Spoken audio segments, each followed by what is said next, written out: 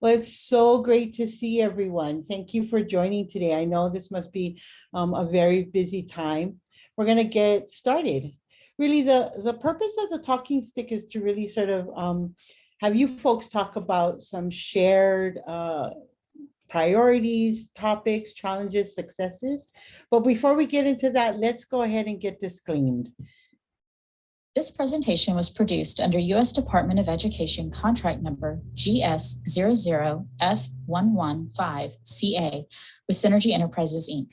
The views expressed herein do not necessarily represent the positions or policies of the U.S. Department of Education. No official endorsement by the U.S. Department of Education of any product, commodity, service, or enterprise mentioned herein is intended or should be inferred.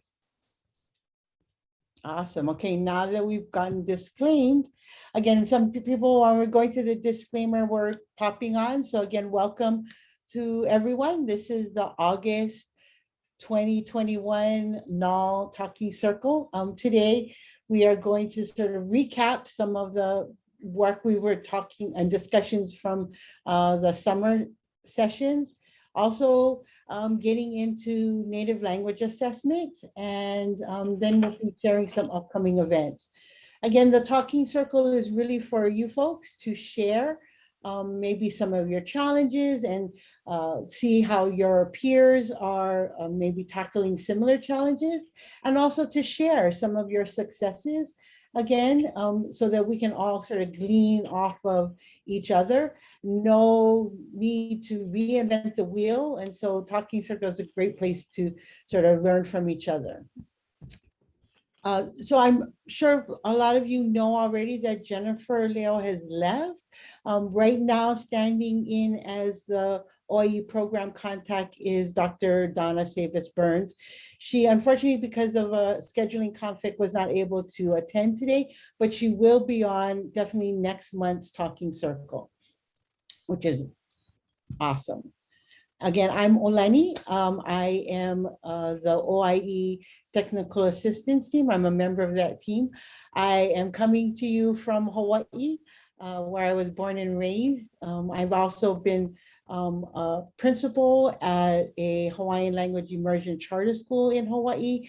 And so your grant program really has a soft place in my heart. For just the revitalization, maintenance, and also sort of like moving forward native languages and the importance of native language in today's society. To just recap some of the talking circles, at our last one in June, we looked at the National Indian Education Study 2019, and we gleaned some I guess some major points from it. And one of them was that as far as what the data was showing us in this report was that language learning, the data indicated that family was a key piece in the language learning of the native language. Also that while language was happening at home, while a large percentage of students learned from family, the largest percentage of students do not hear native language at home. So while most of them are getting the language maybe from home, there's a huge amount of students who are not learning their native language from home. The other thing was that the largest percentage of AI and AN students do not hear their native language in school, which really, resonates with why your programs are so important and why we really need to proliferate those programs into other school settings. And then also the Indigenous Language Learner Continuum is that NAL grantees really span the continuum from where they're learning language in maybe after school programs all the way to immersion school settings. What we want to do, I'm sure you folks are all familiar with your GAPRA and have after just, submitting, well, I guess not submitting, but back in March, your APRs, you've had to report on these GAPRA measures. Today, we really want to look at GAPRA 1 and 2. I got a chance to peruse some of your APRs and notice that a lot of you are either changing your assessments in this second year or are creating more formal, taking the first year to create more formal assessments to measure both proficiency and progress. And so today we're going to talk a little bit about that. Get it to switch. Again, the measure 2 is around progress.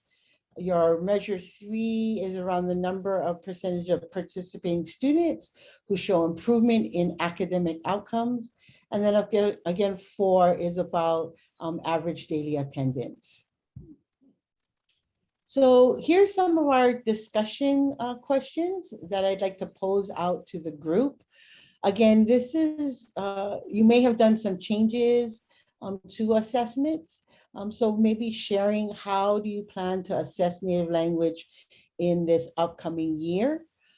Is it the same way that you assessed it last year?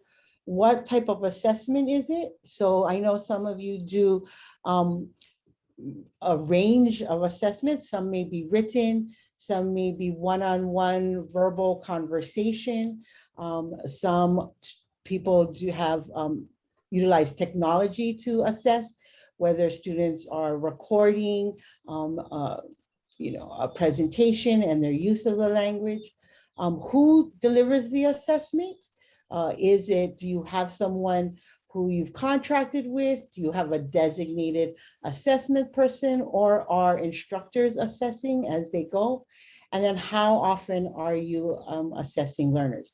So why don't we, that's a pretty big one. So why don't we, I'm gonna open the floor. You can go ahead and everyone unmute, and you can go ahead and share any of these strategies that you're utilizing this year, this upcoming year. So I'll be back about 12:10. Okay, my name is Susan Taskman.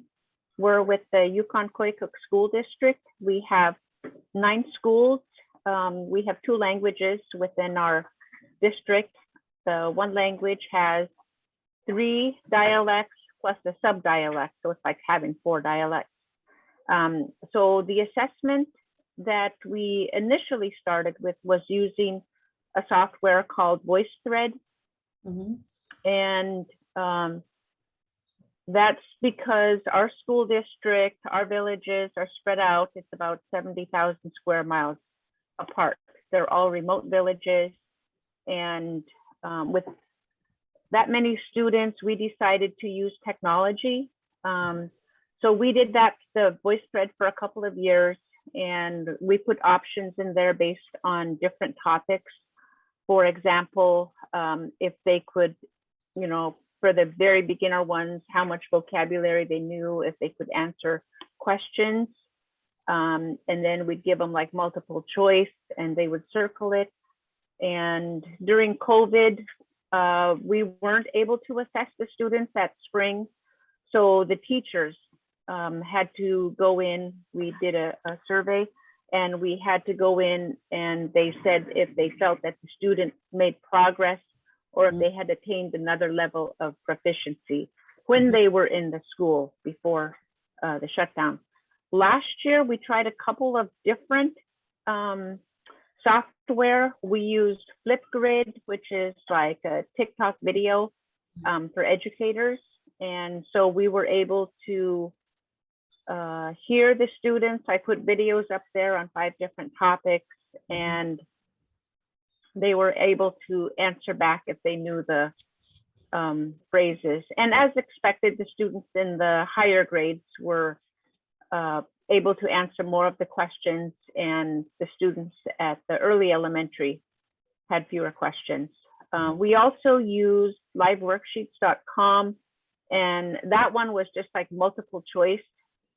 And so that was the first year we were using those ones. And I thought that it would take the students 15 minutes to go through the 5 different topics that we had. Well, with students in and out on quarantine and whatnot, it took almost 5 weeks to get it Wow. all done. So it was quite a learning curve. So this year, I'm going to go back and look at VoiceThread. It's a simpler platform, and it's Mhm. only one. With the early elementary on each unit, like for example, the family and introduction unit, I'm going to spend about a month on that with them. Mm. Just a lot of repetition. And so the assessment at the end of the month, I'm just planning to give them a VoiceThread on that unit. And with the upper elementary, we'll go into more conversational. They'll be able to conjugate, how is your mom doing? What is your mom's name? So they're asking their classmates in the class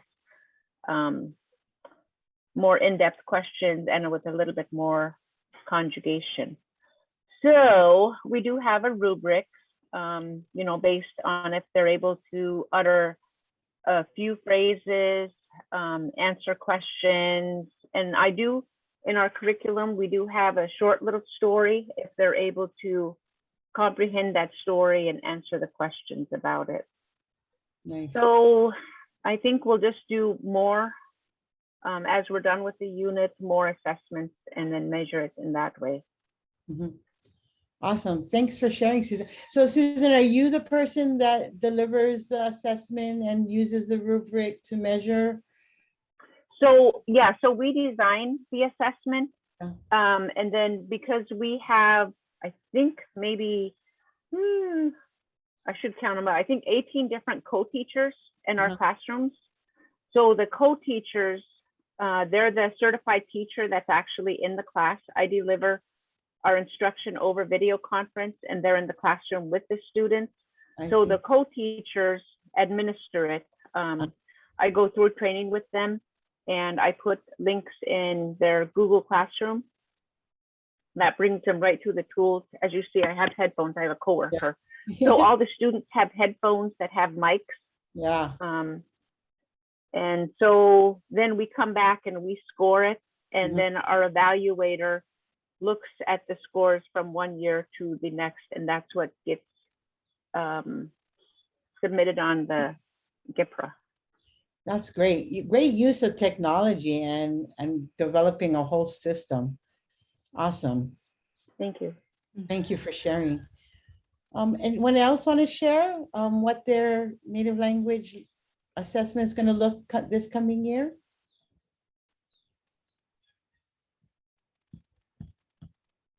Hi, I'm Alana, and I work with the Shoshone Paiute tribes.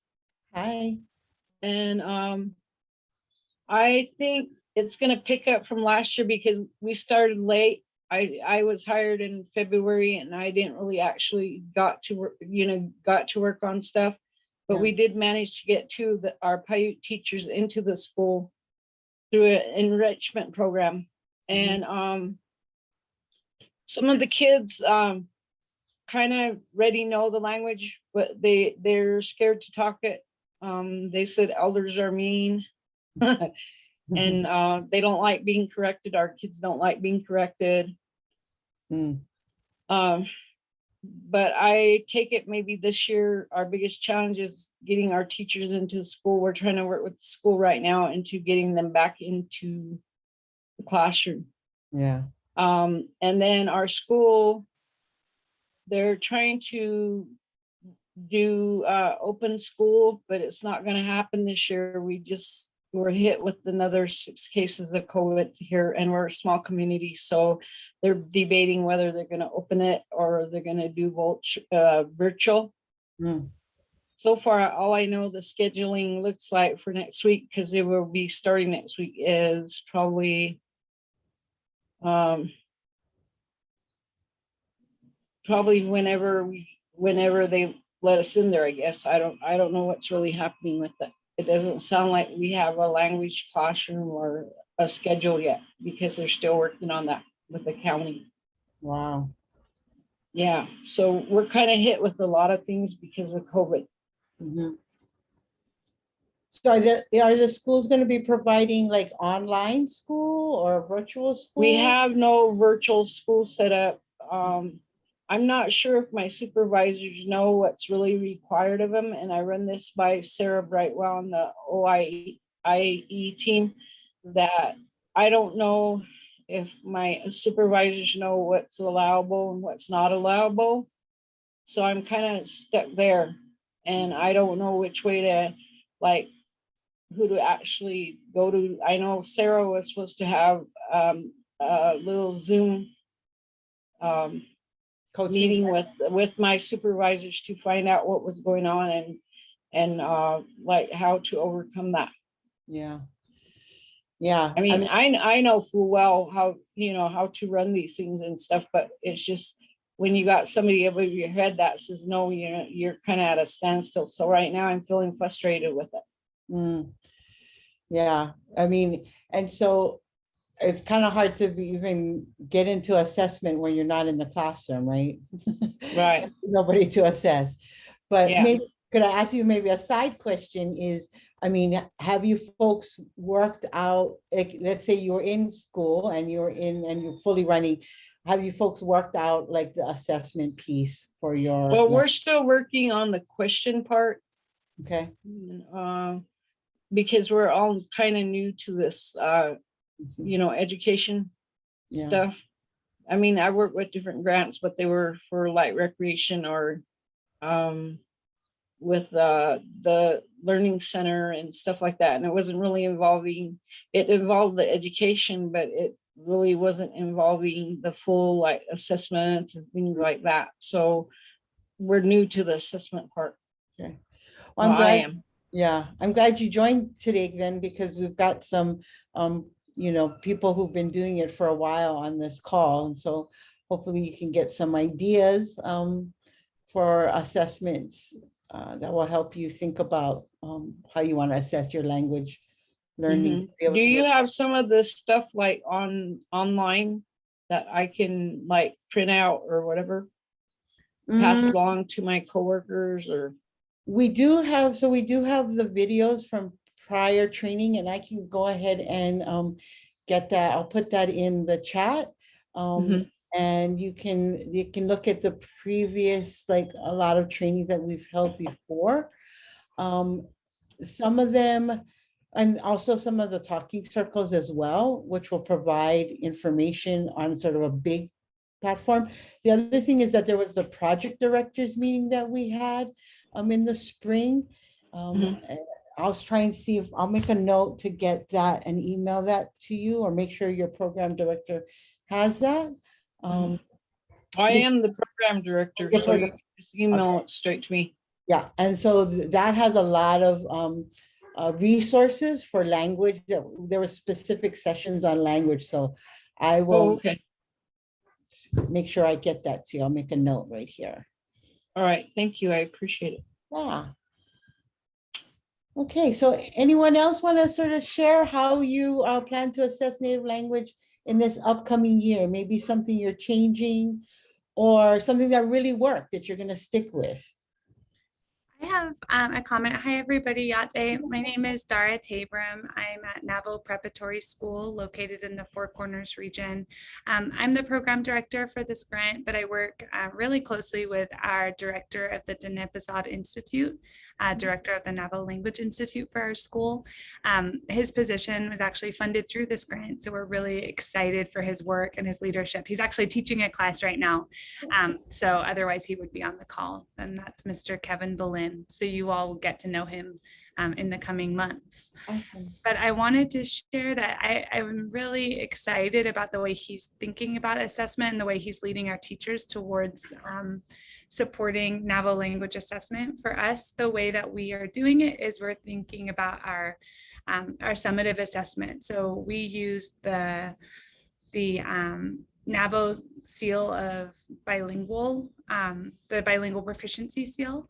And so that's a test that our seniors take in the late fall, early spring. So what he's doing is he's working with each of our Naval language teachers to build up scaffold towards that proficiency examination.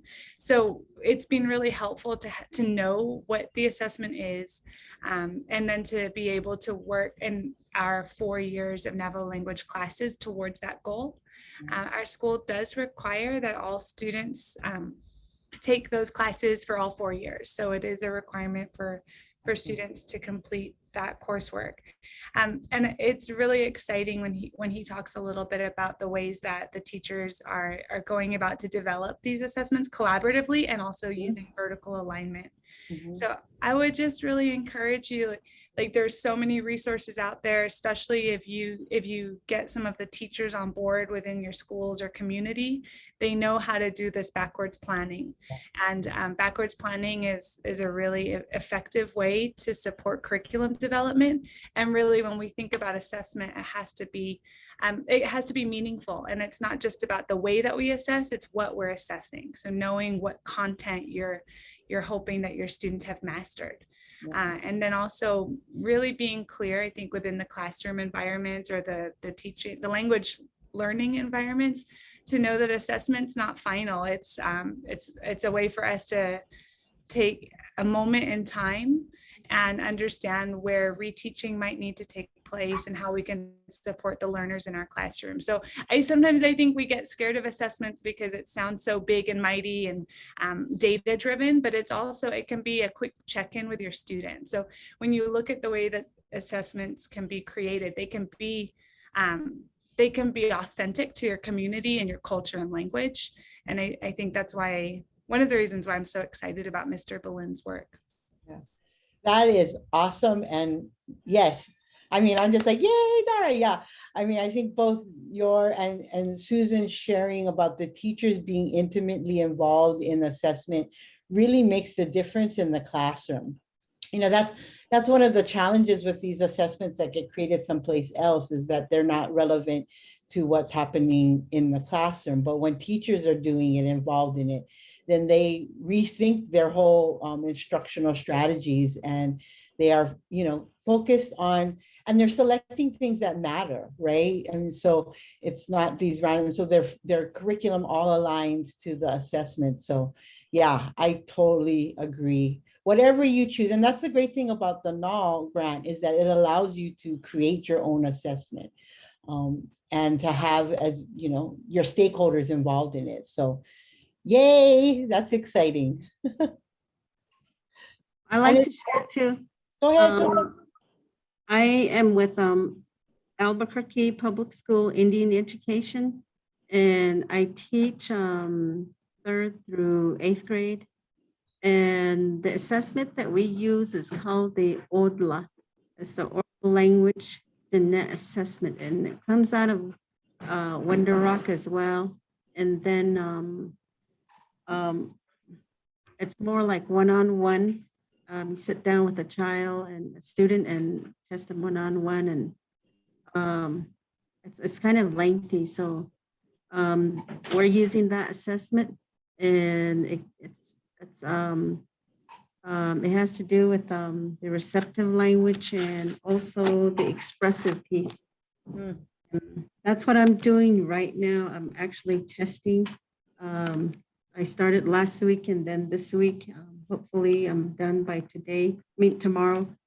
So, and then the second assessment that we are using is it's called the native values.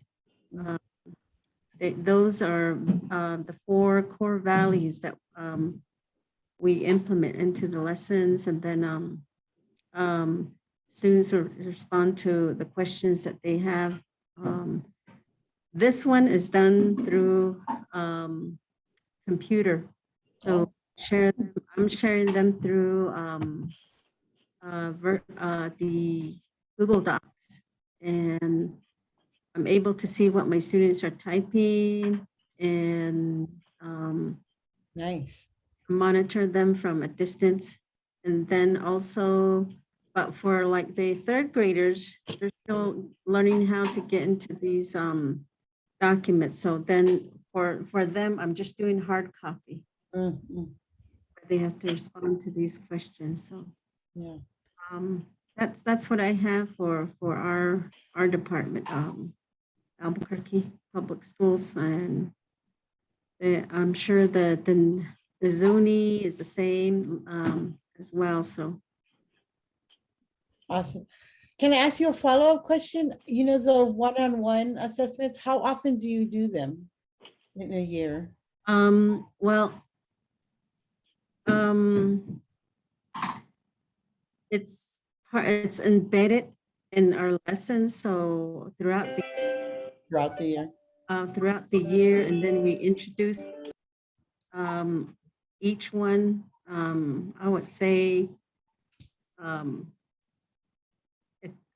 it's almost a daily thing that they do that and practice, and we also incorporate other standards as well. So they're like a daily routine that we use. And then in our small group discussions, let's say they're covering the verbs, and then they would kind of do teamwork or pair share or something like that. Practice. So so it's actually within the lesson every day. And Nice. I'm going to assess. I just assess like 1 or 2 words by the end of the week, kind of like a quick check. Yeah. We learned it, and then we move on to the next couple of words or questions, and then so yeah, it's every day that we do that. Awesome. So it's embedded into your day. Embedded, yeah, with different strategies, different lessons, and then just like Tabram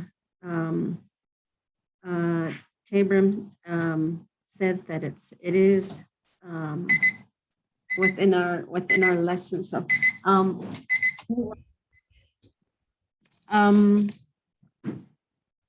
I forgot what I was going to say. I lost my train of thought, but I do have a class in my room, so they have to go. Oh, okay. Classes. Thank you. Thank you for sharing. You're welcome. Anyone else want to share?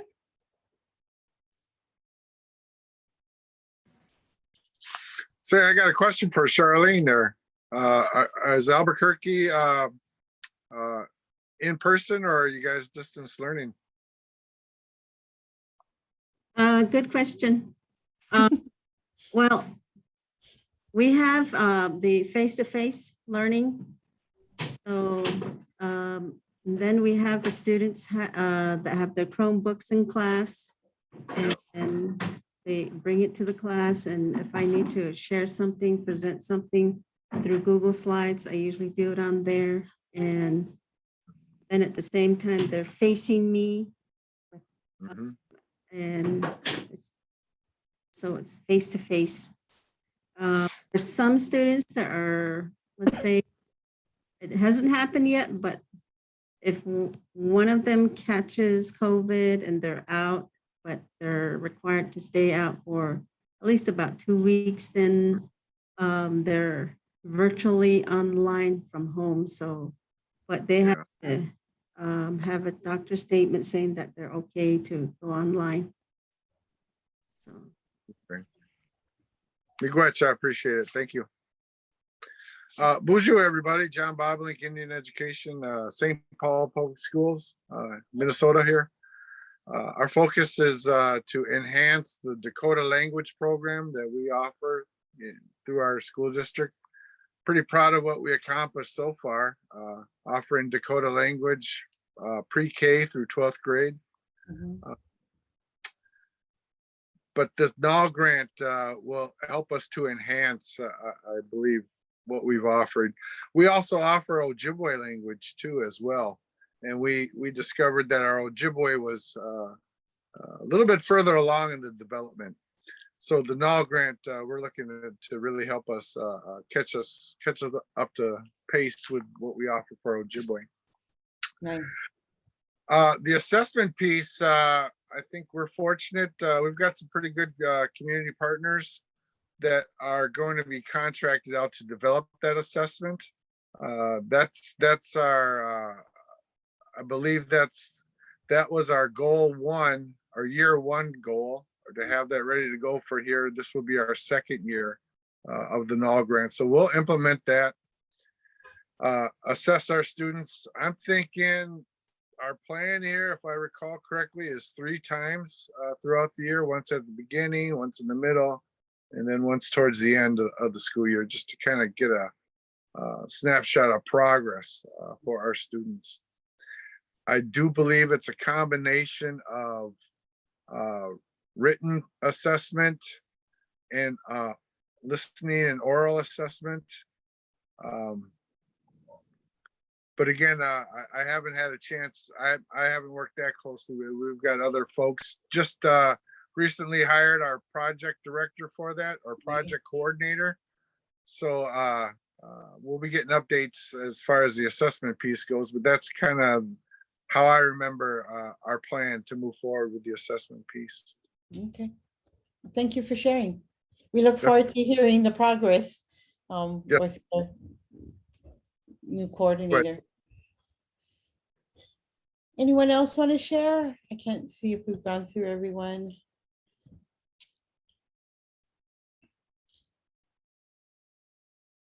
So maybe let's move on to talk about maybe some of the biggest challenges you've had in determining how you will assess the native language.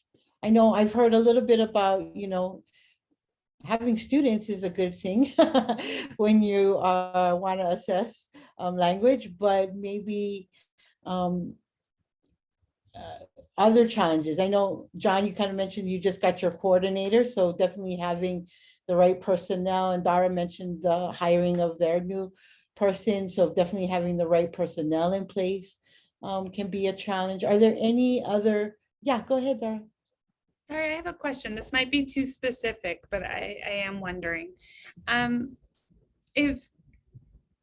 So as we are expending our budget this year, I know we're going to have some carryover for this year.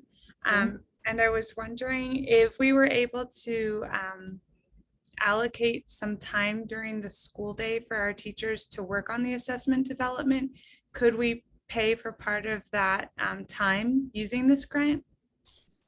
I would have to check on that, Dara, or you can also get a more direct answer from Donna if you want, but I can go ahead and check on that and send you an email. No, it's okay. I can reach out to Donna. I guess when I think about some of the challenges that we're facing, it's Yes. really in determining our budget expenditures. And we had a slow start as well, just like John was saying, with our hiring process. And so I think that's something that is heavy on my mind.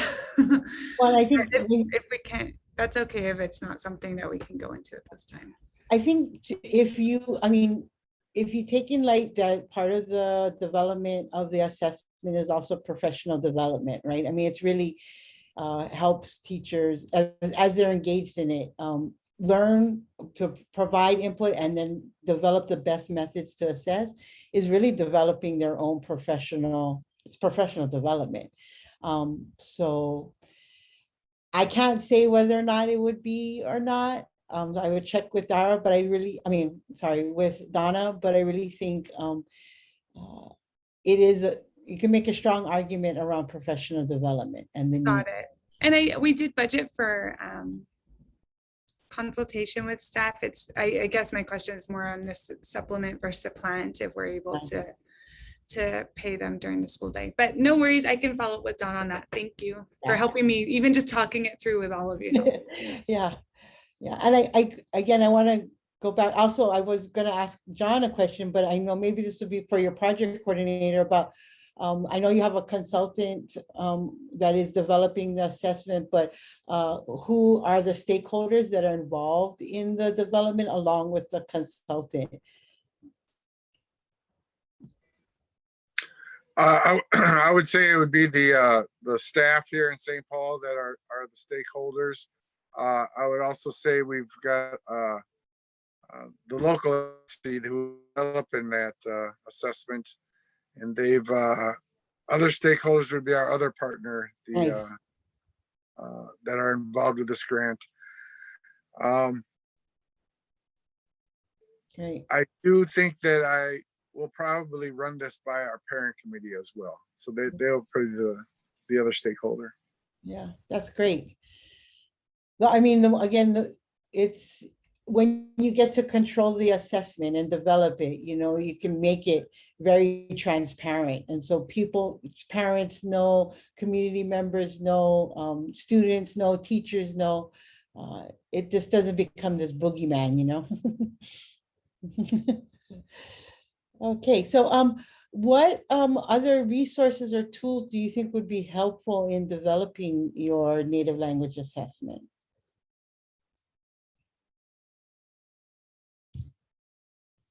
Maybe something you're using that you'd like to share with other grantees, or maybe you have a need that you're like, where do I get this from? Has anybody found this resource?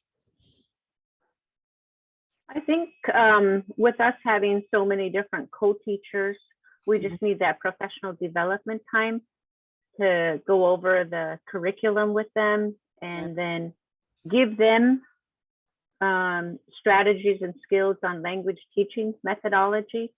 Yeah. And because many of our teachers, our certified teachers, are not from Alaska. We have some paraprofessionals in the classroom that are working with the students, and they're developing their own language proficiency. So I think that's the hardest part is sometimes the students, they want help right from their teacher, but their teacher doesn't know the language. And so that's where we've made a lot of videos and audios and kind of fun games and stuff for both the teachers and the students as a resource. Yeah. Yeah, that's, I get that challenge, right? Certified teacher and language proficiency. The goal is for that to live in the same person, right? But sometimes you got to do some catch up and on either side, and having the funds and the time. You can have the funds, but it's also the teacher's time, right? To be able to develop that proficiency in either side.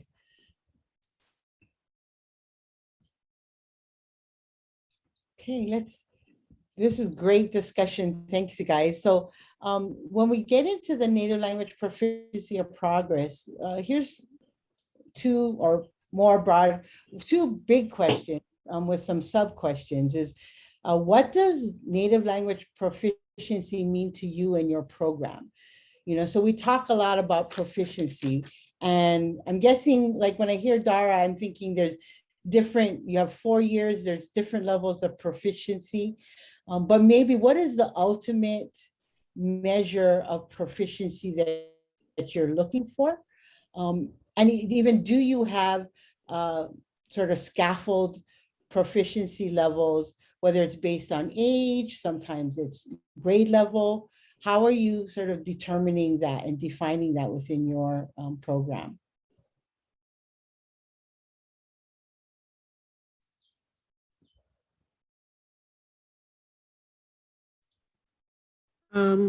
I guess for the Albuquerque public schools, I'm a teacher, I'm a Naval language teacher, and what I would like to see by the end of the year is that they would make progress and more expressive in the language that they're building. So that's what I always listen for, and that's what I always look forward to. And it just depends on how you set your curriculum, and then what assessments you're going to use, like maybe by the week or either that by the month, and what are you assessing. And some of the things that I assess for also is questions, like essential questions that I would like for them to respond and be able to use that as part of communication. So I want my students to be able to communicate something in Navajo and our language. And I think that would be, to me, if they have met that and being able that they have become proficient, and then, and also be able to ask a question as well, and that would be proficient. And then tell about something, share about something, or read a book, a simple book or a storybook. And then by age or by grade level, it will vary. It's scaffolded, so there are some words that we can utilize by grade level, and just so by the time they get to 7th grade, the expectation is going to be the bar will be much higher than compared to 3rd grader. Yeah. So, that's what I have for us here. Nice. That's great. Thank you for sharing. What I heard Charlene talk about was really like resonating with me, was a lot about, vocabulary for different grade levels, a real idea about sentence structures, being able to communicate orally, and being able to also write. But I think her goal really is the oral communication and being able to ask questions, answer questions, and to have a conversation. That's sort of how they are defining proficiency at different grade levels. That's awesome. Others?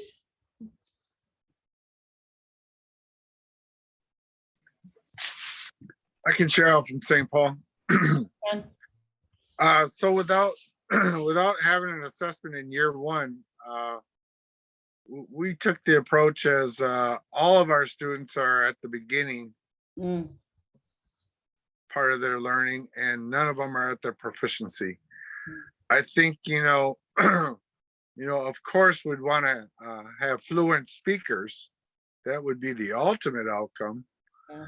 But we're targeting the elementary school age students, and not sure if we're going to be able to get there. We'll try. We'll give it a best go. Hopefully. But the reality is, I don't know if we're really working towards that in the elementary. We got to save some of that for the higher grades, middle school and high school as well. Yeah. So we will be defining what that is a little bit more this year. Once we do have that assessment, we can tie in some scores and measures that correlate with that assessment.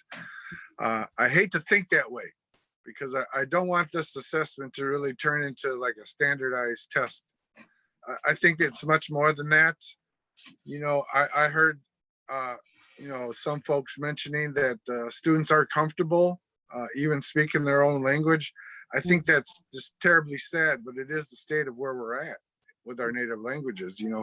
As we've colonization has influenced us and affected our values and beliefs. And to me, even getting our students comfortable with speaking language would be a win, and could even be seen as proficient. So that's just some of the ideas that I want to put into this assessment piece, and seeing our students use it on a daily basis would be along the lines of proficient for me. Just want to share that thought. Yeah, no, that's, again, it's your way to define proficiency, and if the struggle is getting kids comfortable with it, and it's a cool thing to do, hey, that's that's important. It's critical. I know in my school we had from pre-K through 12th grade, and once you get to like high school, it really becomes, you're really fighting against a larger society around getting the students to value their language, right? Because there's just not enough of us out there on TikTok or whatever, where it's cool. So it's definitely a struggle. I would add, though, I think we are moving in that direction. Nice, nice, awesome. Awesome. Great to hear. Others who are, how are you, are sort of defining or determining proficiency? So we have grading rubrics. So when we have,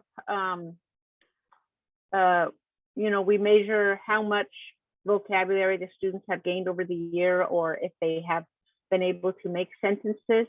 But then, for example, I'll read you a rubric under greetings. It's 0 if they're just only able to understand, how are you?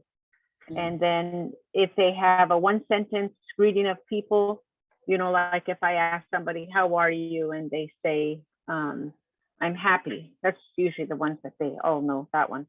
And then there's memorized greetings and address people respectfully by kinship.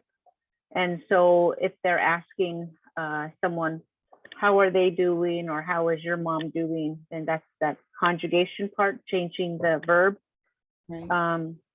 Yeah, and then if they have basic greetings of people, greeting meaning the asking how they're doing, talk a little bit about the weather, kind of just very concise. So they'll know their family, they'll know the weather, and they'll know the feelings. And then if they're higher up on the fluency, they can brief discussion about current events. But we haven't even touched that on the instruction part yet. Yeah. Yeah, so same thing, like under the telling the simple story, it starts out at 0 where they don't know any of the story. Yeah. And then memorized response, like if I ask them, is the dog looking at the moose?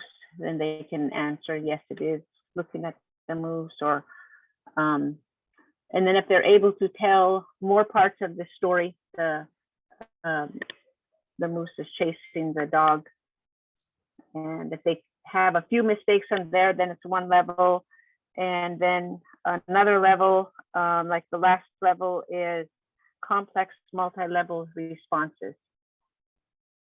So we do have rubrics for the, in our workbook, we have 10 units. So we have greetings, introduction, animal descriptions, classroom and survival language, retelling a simple story, and then the singing.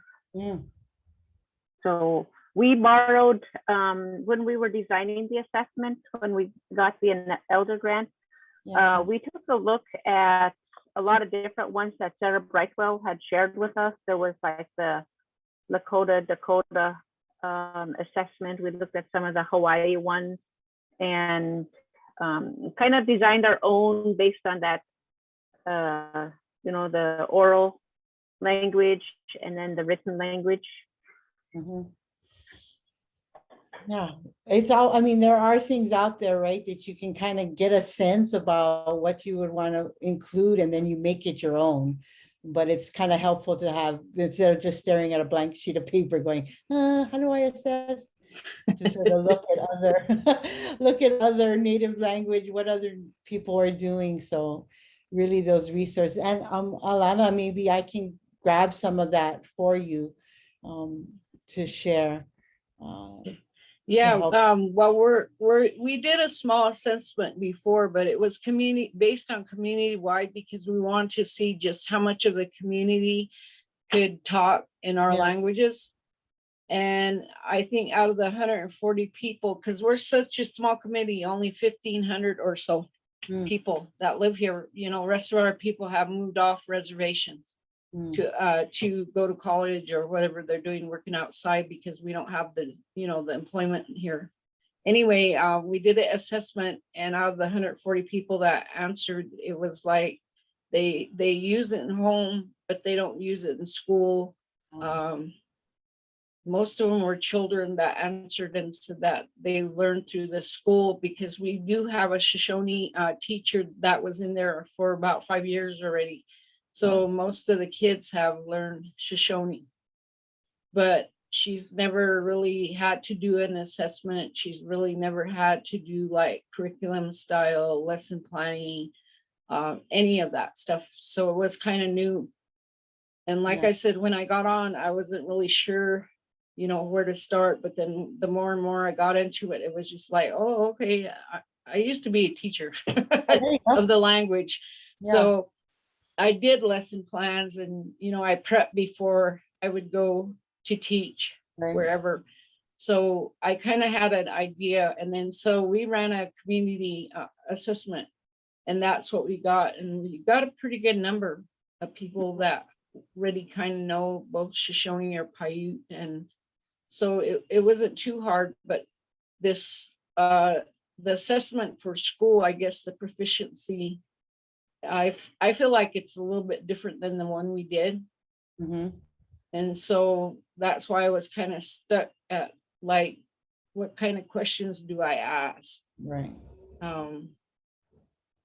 Because I mean, this isn't approaching it at a community. You're going to look at the kindergarten to the 6th grade or 4th grade or whatever it is, and then you're going to hit the higher ones and the teenagers in Yeah. school. So it's just kind of, I don't know, but when I was like I said, when I was talking to the kids, while we know it, but we don't really want to speak it because we don't like to be corrected.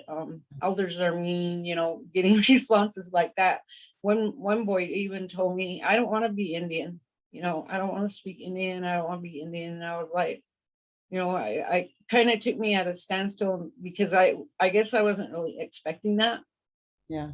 And it kind of made me tear up, and I was like, well, why wouldn't you want to be? Because it makes you unique. It makes this all unique. We have this secret code, Yeah. a code language, like a code talker that we could talk and use it when we're playing basketball.